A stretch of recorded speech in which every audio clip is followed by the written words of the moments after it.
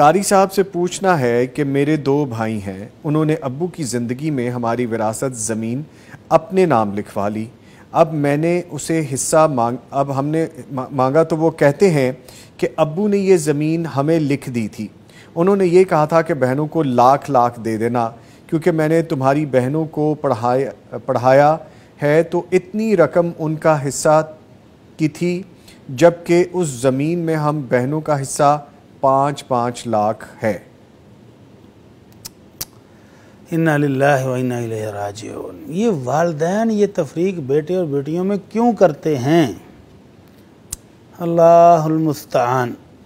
और बेटे भी कितने संगदिल हो जाते हैं जी। उनको पता चल रहा होता है कि हमने ज़ोर से प्रेशराइज करके वालिद से ये गलत फैसला करवाया हुआ है और उससे उनके वालिद की आखिरत बर्बाद हो रही है, फिर भी वो ढीठ बन के देखें इस जुल्म पर कायम रहते हैं और बहनों को उनका हिस्सा नहीं देते।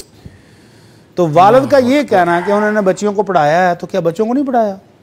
उनको भी डेफिनेटली पढ़ाया होगा। अगर बच्चियों पर अखराजात आए हैं तो बेटों पर नहीं आए हैं। तो ये नहायत बहुत ही हल्की और घटिया सोच है कि बेटियों पर जो खर्च किया उससे उनकी विरासत ख़त्म होगी। बल्कि कुछ लोग कहते हैं जी हमने बेटियों को चूँकि शादी पर जहेज़ दिया था तो इसलिए उनका विरासत का हक़ पूरा हो गया है। इन्ना लिल्लाहि व इन्ना इलैहि राजिऊन। तो ये सारी चीज़ें गलत हैं। बेटियों का विरासत में जो हक़ शरीयत ने दिया है उससे उनको कोई महरूम नहीं कर सकता। अगर वालिद नहीं देकर गया तो वो मुजरम है, और अगर आप बेटे नहीं दे रहे तो वो मुजरम है। और बहनें अगर पाकिस्तानी अदालतों के ज़रिए ले सकती हैं, किसी पंचायत के ज़रिए ले सकती हैं, ख़ानदान के किसी बुजुर्ग को कह के ले सकती हैं, उनका हक़ है वो ज़रूर वसूल करें।